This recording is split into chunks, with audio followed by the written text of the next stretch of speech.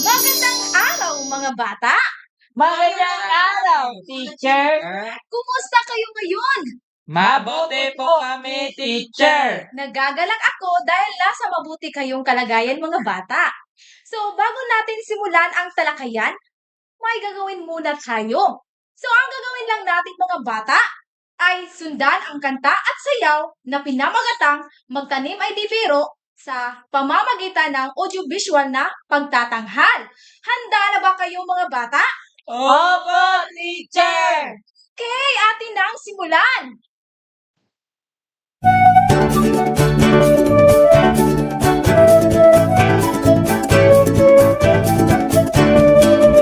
Magtanim ay di biro, maghapong nagkaluto. Di naman makakalo, di naman makaupo.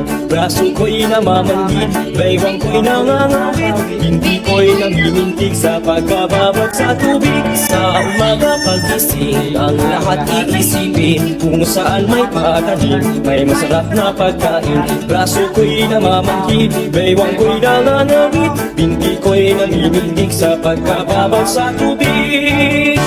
Halina, halina mga kaliyan, tayo'y magsipag na tunad. Magpanibago tayo ng lakas, para sa araw ng bukas, para sa araw ng bukas. Okay, maraming salamat mga bata at nasundan ninyo ang kanta at sayaw na ginawa natin ngayong araw. So, maaari na kayong magsiupo sa inyong mga upuan. At mga bata ay may gagawin tayong aktibidad. Ang aktibidad na ito ay tinatawag na Larawan Ko, Hulaan Mo. So, ngayon atin na ang simulan. Pakibasa sa panuto mga bata. Tingnan ang mga larawan at tukuyin kung anong klaseng paraan ito ng pagtatanim. Okay. Ngayon, bibigyan ko lamang kayo ng 5 segundo para masagutan ang bawat larawan. Para sa unang larawan, ano kaya ito ay...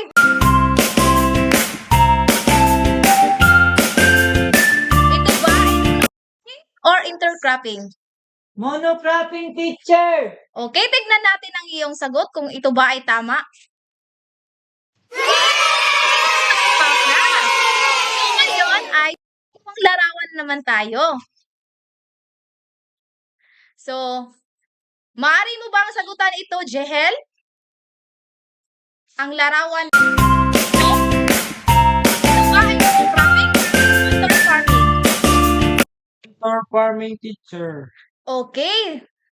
Tingnan natin kung tama ba ang iyong sagot. Okay, tama ka.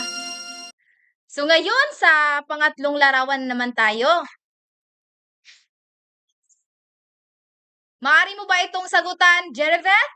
Ano kaya? Ito ba ay intercropping? Intercropping. Tingin mo. Intercropping po, teacher! Okay, tignan natin kung ito ba ay tama. Okay, tama ka. So ngayon, dito naman tayo sa pang-apat na larawan. Okay. Gusto ko ay i-advance. Ano kaya sa tingin mo ang larawan na ito? Ito ba ay crop or monocropping? Crop rotation, teacher! Okay, tignan natin kung tama ba ang iyong sagot. Okay, tama. So ngayon, dito na naman tayo sa pang-limang numero.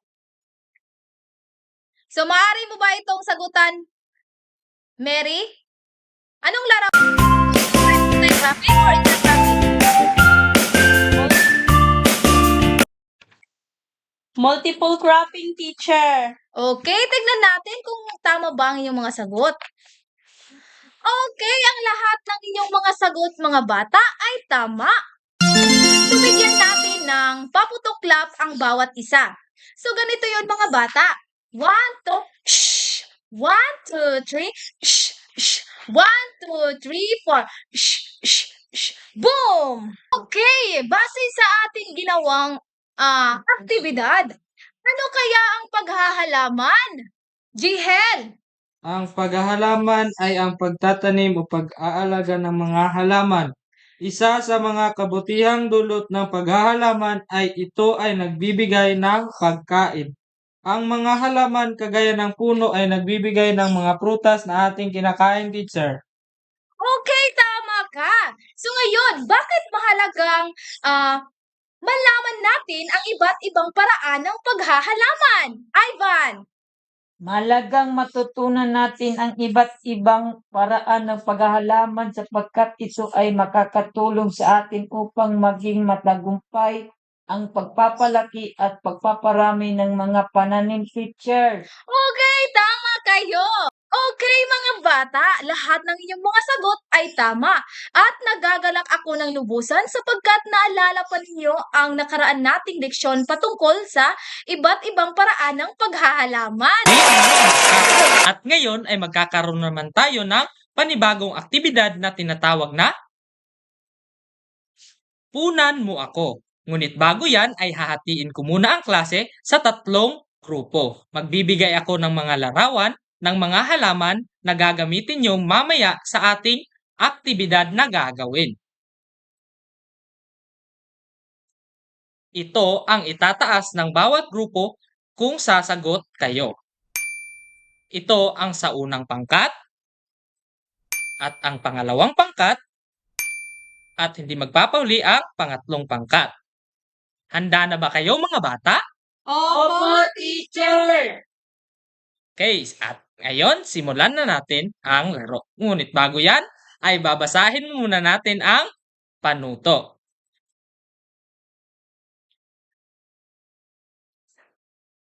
Pakibasa mga bata. Base sa iyong nakikitang larawan at mga letrang nasa gilid nito, unan ang mga patlang upang mabuo ang katumbas nitong mga salita o parilala. Pagbilang mo ng 3, ang unang grupo na makapagtataas ng larawan ng halaman na kumakatawan sa kanilang grupo ang mabibigyan ng pagkakataong makasagot. At ang pinakamaraming puntos ay ang siyang panalo. At ngayon simulan na natin ang ating aktibidad. Unang larawan. Ano kaya ang mga letra na makapagbubuo sa parilalang ito? G, teacher! Sige, tignan natin. Tama. At ano pa ang letra? A, teacher! Sige, tignan natin. Tama. Ano pa? Hey, teacher! Tama. Ano pa? A, teacher!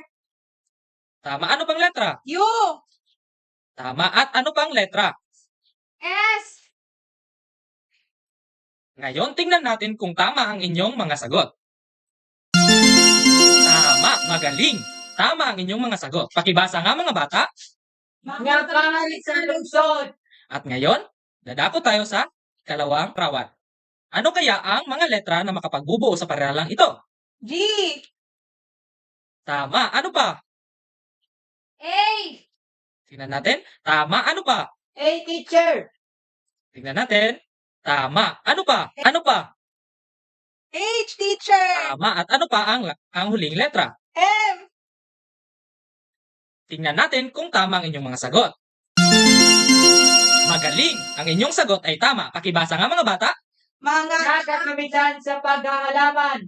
At ngayon, dadako tayo sa ikatlong larawan. Oh, teacher! Tama. Ano pa? A, teacher! Tama. Ano pa? E! Tingnan natin kung ang inyong mga sagot ay tama.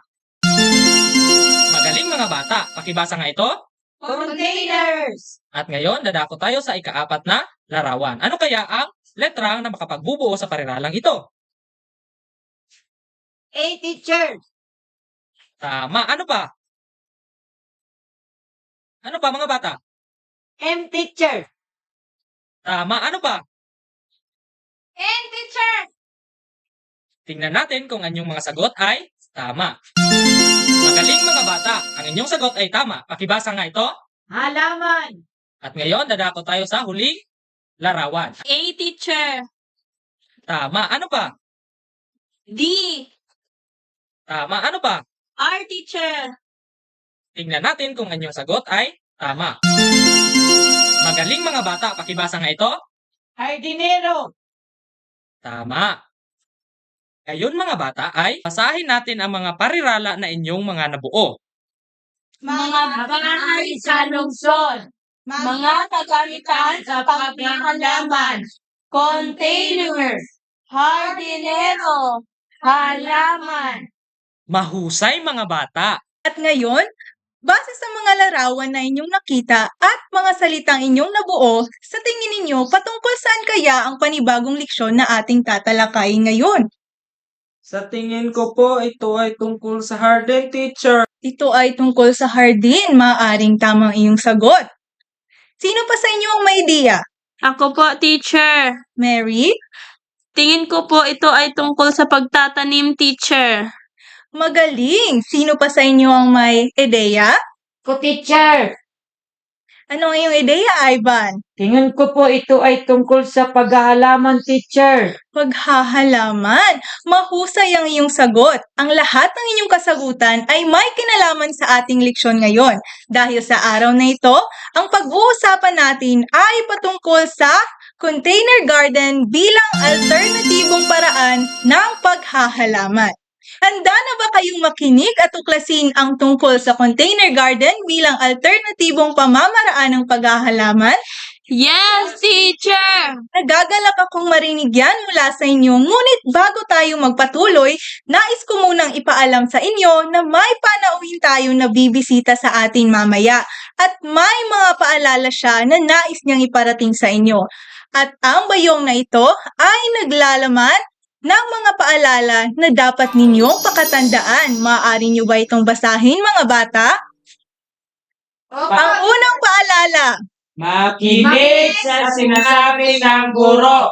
Tama, dapat ay makinig tayo palagi sa kung ano man ang sinasabi ng ating guro. Ngayon, tingnan natin kung ano ang pangalawang paalala mula sa ating bisita. Palaging makilahok sa klase. Tama, dapat palagi kayong nakikilahok sa talakayan. Ano kaya ang pangatlo? Iwasan ang makikipag-usap sa katabi. Tama, dapat ay makinig lamang kayo at tumiwas kayo sa pakikipag-usap sa inyong mga katabi. Ngayon, alamin naman natin kung ano ang pang-apat. Itaas ang kanang kamay kung gustong sumagot. Tama, itaas ang iyong kanang kamay kung gusto niyong sumagot. Ngayon, tingnan natin ang panghuling paalala. Ano kaya ito?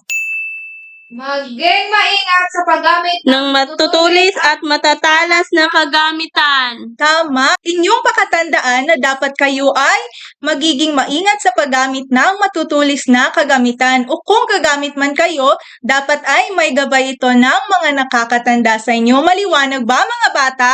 Opo, teacher! At ngayon, may tanong ako sa inyo, maaasahan ko ba ang lahat ng inyong binasang paalala mula sa ating bisita? Opo, teacher! Magaling! Nagagalak ako dahil handa kayong sumunod sa mga paalala na nanggaling sa ating magiging bisita mamaya. Ngayon, nais kong tingnan ninyo kung ano ang nasa larawan. Ano ang napapansin ninyo? Magkakadikit po ang kanilang mga bahay, teacher. Tama, ang nasa larawan ay nagpapakita na magkadikit ang kanilang mga bahay. Tumpak iyan. Sino pa ang may ideya sa inyo? Ko, teacher. Ivan, ano ang iyong ideya? Maliit po ang espasyo sa paligid ng kanilang bahay. Tama ang iyong sagot, magaling. Mailiit nga ang espasyo sa paligid ng kanilang mga bahay. Sino pa ang may ideya sa inyo? Ako, teacher! Hana, ano ang iyong ideya? Ang mga bahay na ito ay makikita sa syudad, teacher. Tama, magaling! Ang mga bahay na ito ay makikita nga sa syudad. Sino sa inyo ang may bahay sa syudad? Kami po, teacher! May mga tanim ba sa paligid ng iyong bahay? Wala po, teacher! Marahil ay maliit din ang espasyo ng paligid ng iyong bahay, kaya't wala kayong pananim sa paligid.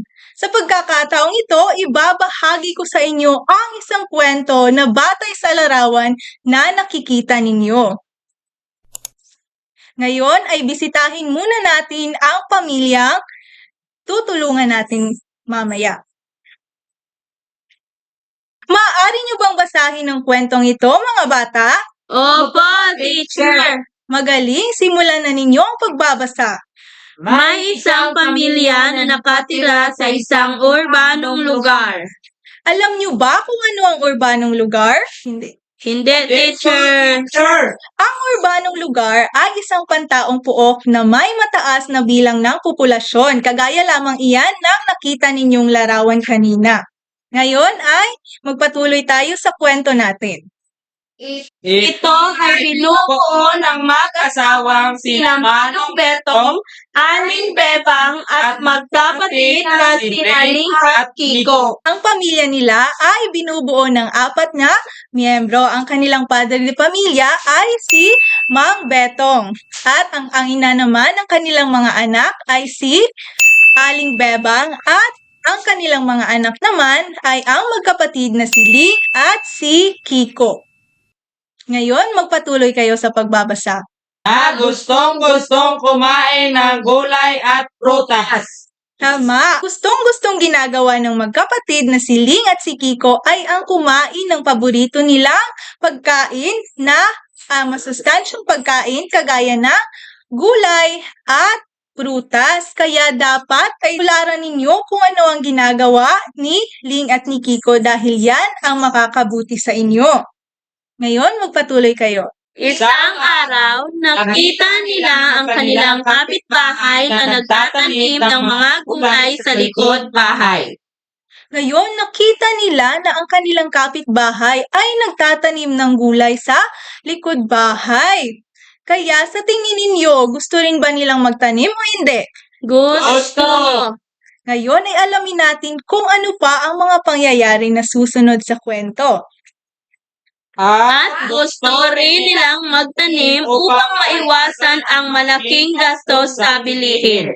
Tama ang iyong hula. Gusto rin nila na magtanim upang maiwasan na mapagasto sila ng malaki sa mga bilihin.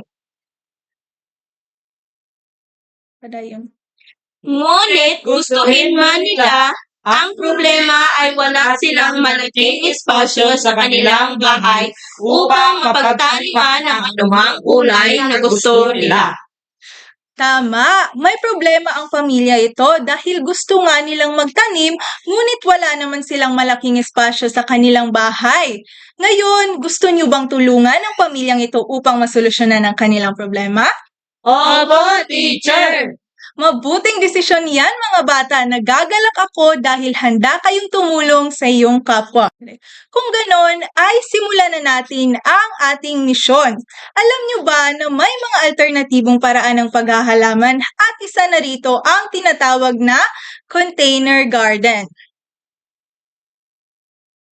Ang container garden ay isang paraan ng paghahalaman kung saan ang mga halaman ay tinatanim sa mga lalagyan o mga containers. Sa halip na itanim ito ng direkta sa lupa o sa bakuran, ang container garden ay mainam sa mga espasyong limitado gaya na lamang ng mga apartment balconies o mga urbanong bahay na walang malawak na espasyo sa kanilang bakuran kagaya na lamang ng nakita ninyong larawan kanina.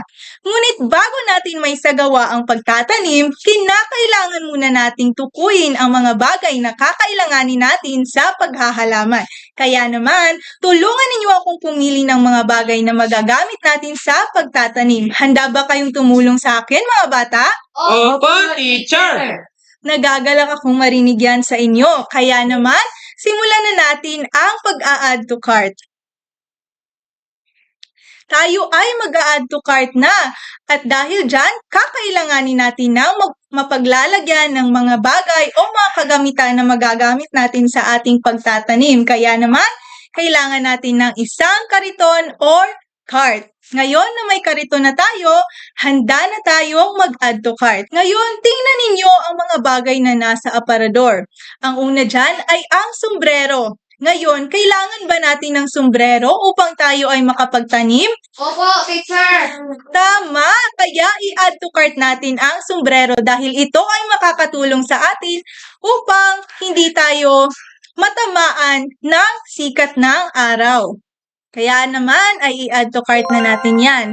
Ngayon, kailangan ba natin ng heels upang tayo ay makapagtanim? Hindi, teacher! Tama, hindi natin kailangan ng heels. At ngayon, kailangan ba natin ng gloves at saka ng boots? Opo, teacher. Tama, kaya i-add to cart na rin natin yan. Kailangan ba natin ng pala o hindi? Kailangan, teacher. Kaya naman, i-add to cart rin natin yan. Kailangan ba natin ng gardening fork at trowel? Yes, teacher. I-add to cart din natin yan. Ngayon, kailangan ba natin ng pens? Hindi, teacher. Tama, hindi natin kailangan ng pens para tayo ay makapagtanim. Kailangan ba natin ng fertilizer? Yes, teacher. Tama kayo. Kailangan ba natin ng seeds? Yes, teacher. Tama.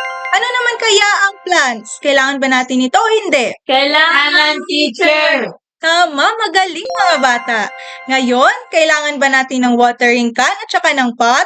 Yes, teacher. Tama, kasi magagamit natin yan sa pagdidilig at magsisilbing container ng ating halaman.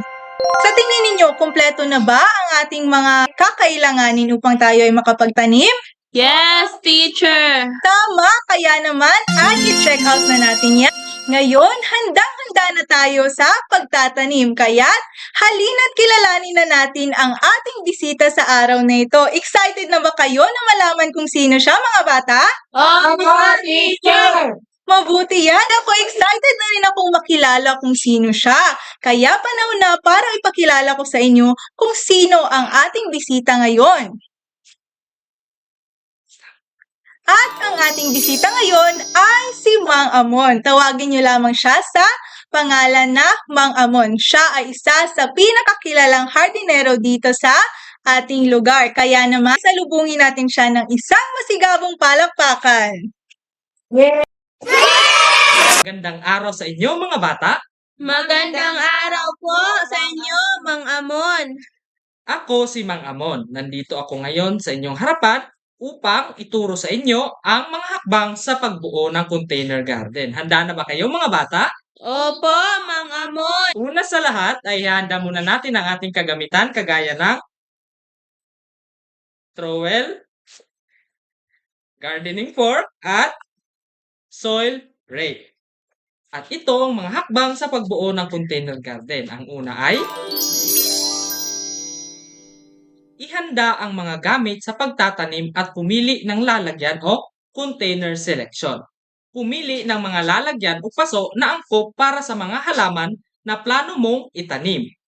Maaaring ito ay mga paso, kahon, lalagyan ng mga recycled materials. Tiyakin na may mga butas ang ilalim nito, kagaya nito, upang mayroong magandang drainage ang tubig na iyong ilalagay sa tanim. At tandaan, kung magpapatulong kayo sa mga nakakatanda kung gagamit kayo ng mga matutulis na bagay upang maiwasan ang mga disgrasya. Ito ang dalawang uri ng paso at ito ang ating napili na gagamitin sa ating pagtatanim. At ang ikalawa ay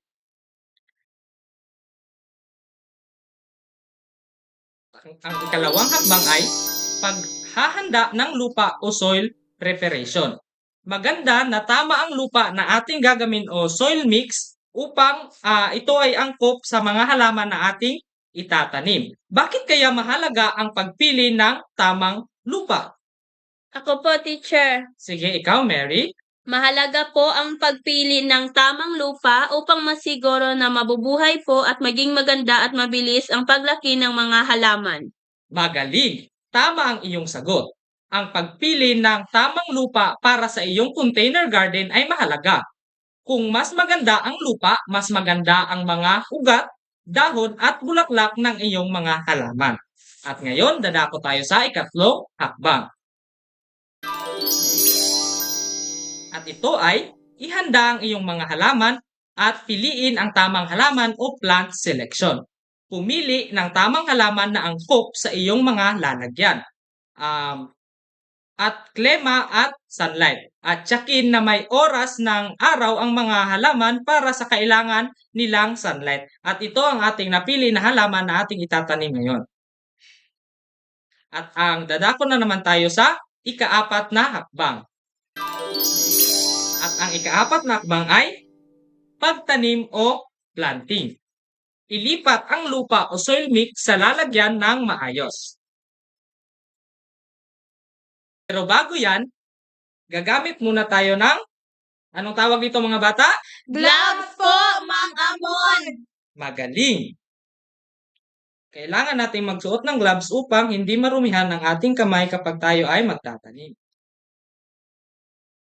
Ngayon, ilipat natin ang soil mix sa ating lalagyan ng maayos.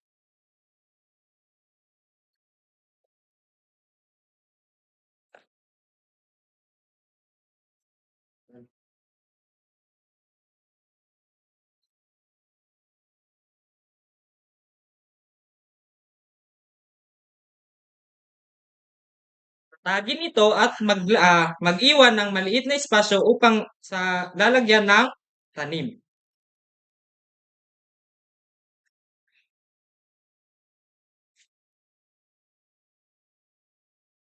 Pagkatapos ay didiligan natin ito upang maging mabasa ang lupa.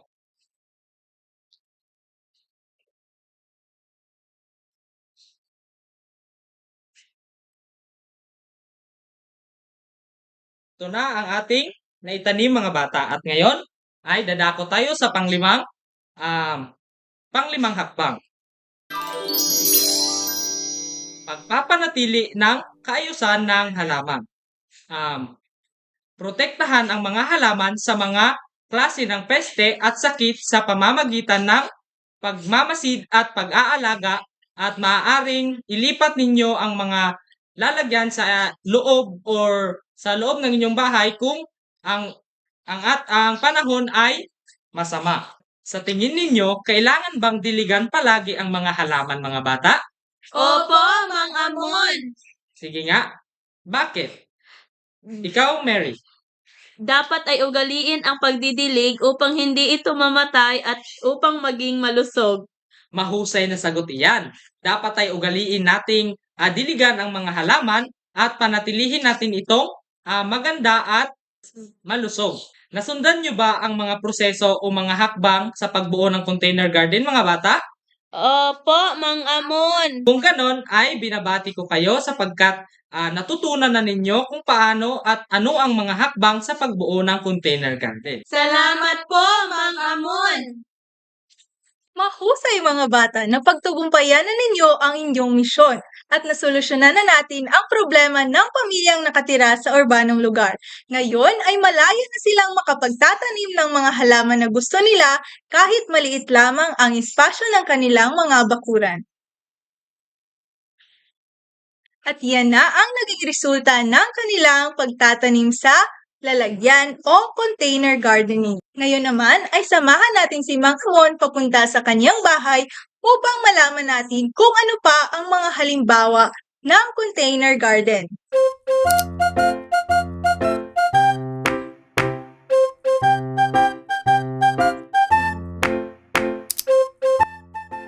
At ngayon, narito na ang mga halimbawa.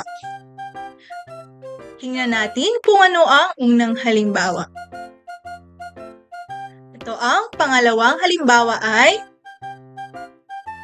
Ang pangalawang halimbawa ay napakaganda sapagkat ipinapakita nito ang mga magagandang bulaklak at magagandang lalagyan.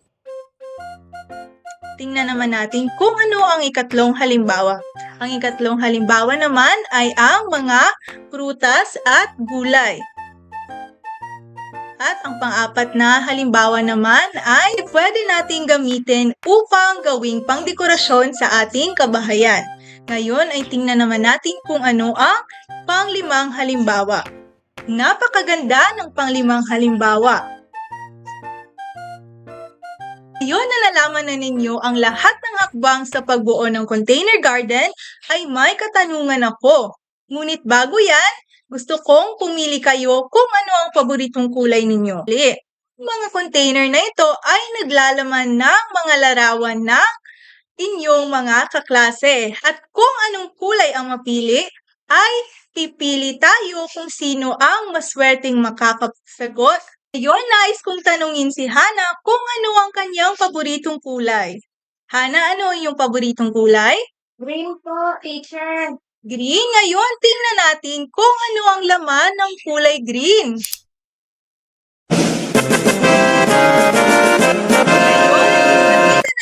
Kung sino ang maswerteng makakapagbigay ng kanyang ideya sa klase at ang maswerteng sasagot ng aking katanungan ay walang iba kundi si Mary. Mary, maaari ka bang tumayo? Ngayon ay may katanungan ako sa iyo. Ano ang container garden? Ang container garden po, teacher, ay isang paraan ng pag-aalaga ng halaman kung saan ang mga halaman ay itinatanim sa mga lalagyan o mga containers. Tama ang iyong sagot, magaling! Ngayon, gusto ko naman malaman kung ano ang paboritong kulay ni Mary. Red po, teacher. Red daw ang kanyang paboritong kulay, kaya naman tingnan natin kung ano ang laman ng kulay pula.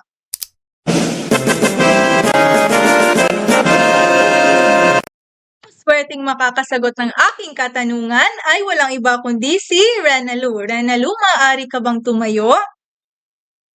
May katanungan ako sa iyo. Ang katanungan ko ay, ano-ano ang mga kagamitan sa paggawa ng container garden? Pala, gardening fork, dulos, lalagyan o container, pandilig, lupa at pampataba po, teacher. Magaling! Tama ang iyong sagot, Renalu. Ngayon, gusto ko namang malaman kung ano kaya ang paboritong kulay ni Renalu. Yellow po, teacher. Yellow daw ang kanyang paboritong kulay. Ngayon, tingnan natin kung ano kaya ang laman ng kulay yellow. Ang maswerteng sasagot ng aking katanungan ay walang iba kundi si Renji. Renji, maaari ka bang tumayo? Opo, teacher. Aking katanungan ay, ano-ano ang mga hakbang sa paggawa ng container garden? Ito po ay paghahanda ng mga gamit sa pagtatanim at pumili ng lalagyan o container selection, paghahanda ng lupa o soil preparation, pagpili at paghahanda ng mga halaman o buto, pagtatanim at pagpapanatili ng kaayusan ng halaman, teacher. Magaling, nagagalak ako dahil tunay nga na nakikinig kayo sa ating diskusyon o sa ating leksyon ngayon. Kaya naman, bigyan ninyo ang inyong sarili ng 3 palakpak. 1, Okay, ngayon mga bata ay may karagdagan naman akong katanungan sa inyo. Paano ninyo maipapakita ang pag-aalaga at pagpapanatili ng kaayusan ng mga halaman? Sa, Okay, Jehen? sa pamamagitan po ng pagsunod at pagsasabuhay ng mga hakbang at paraan na aming natutunan sa ating leksyon ngayon, gaya na lamang ng pagdidilig at paglalagay ng pampataba sa mga halaman upang masiguro na ito ay tumubo ng mabilis at mapanatili ang kanilang kaayusan, teacher. Okay, tama. So, bakit mahalagang malaman natin ang tamang pag-aalaga at pagpapanatili ng kaayusan ng mga halaman? Okay, Jeribet? ang tamang pag-aalaga at pagpapanatili ng mga halaman ay mahalaga dahil ito ay nagbibigay ng magandang benepisyo para sa kalusugan ng kalikasan at kalusugan ng tao at maging ang pangkabuhayan po, teacher. Okay, tama. So ngayon, ano ang mabuting naidudulot ng container garden bilang alternatibong paraan ng paghahalaman? Ako po, teacher. Okay, Mary? Ang container garden ay nagbibigay ng pagkakataon sa mga tao na makapagtanim at magkaroon ng kaayusan ng mga halaman kahit sa mga limitadong espasyo at urbanong lugar. Okay, mga bata, ang lahat ng inyong mga sagot ay tama. So, bigyan natin ng 3 palakpak ang bawat isa. So, sa pagkakataong ito mga bata, ay dito ninyo maipapamalas ang pagtatanim at pagbuo ng sariling container garden. Pero bago yan, maaari bang basahin ninyo ang panuto?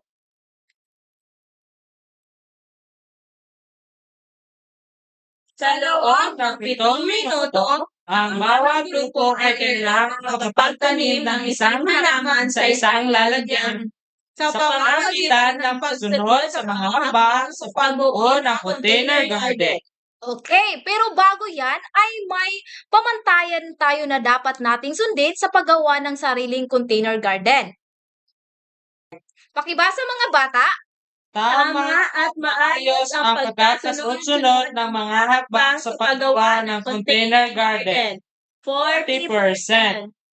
Gamit ng tama at maayos ang mga kagamitan sa pagtatanim. 30%. Natapos sa itinakdang oras. 10%. Kooperasyon at pakikilahok sa pag-ahanda ng presentasyon. 20%. Kabuuan 100%. Okay, maliwanag ba mga bata?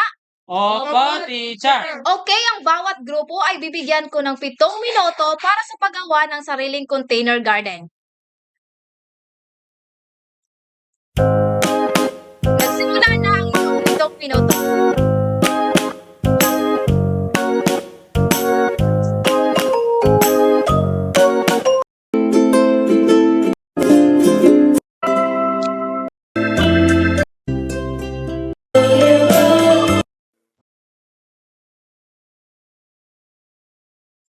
Okay, mga bata, natapos na ang inyong 7 minuto. Maaari niyo bang ipakita sa akin ang inyong naitanim? Okay, nasaan yung group 1?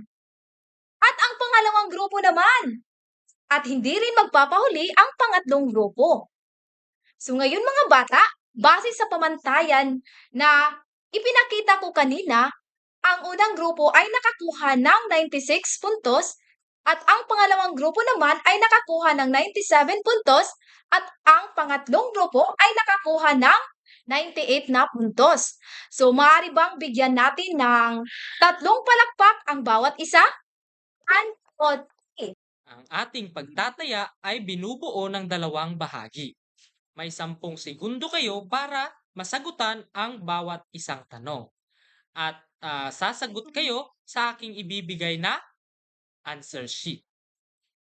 Maliwanag ba mga bata? Opo, teacher. Galing.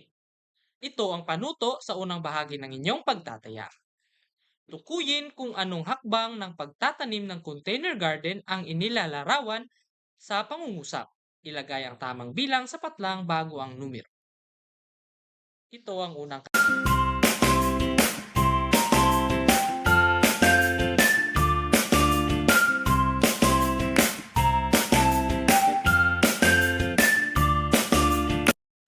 Ngayon, ito ang ikalawang katanungan.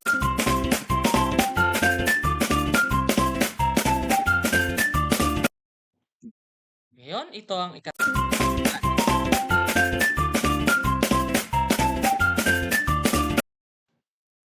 Ito ang ika-4 na katanungan.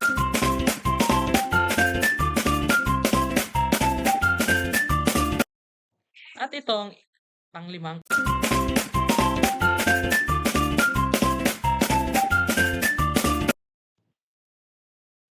Ngayon, ito ang ikalawang bahagi ng inyong pagtataya. Piliin ang tamang sagot sa kahon at isulat ito sa patlang.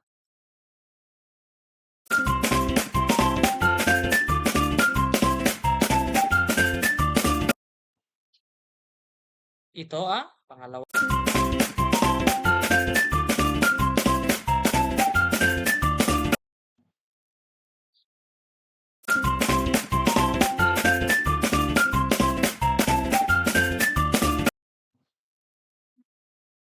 Ito ang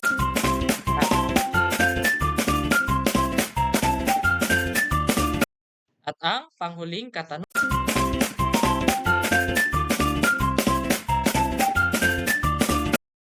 At ngayon mga bata, pakipasa inyong mga papel dito sa harapan. At ngayon, tingnan natin kung tama nga ba ang inyong mga kasagutan. Ito ang unang parte ng inyong pagtataya. At ito naman ang sa pangalawang parte na inyong pagtataya. At ngayon, sa inyong takdang aralin, magsaliksik ng iba pang alternatibong paraan ng paghahalaman at isulat sa kwaderno ang mga hakbang sa pagsasagawa nito. At yan lamang mga bata at paalam na mga bata. Paalam na po at maraming salamat, teacher.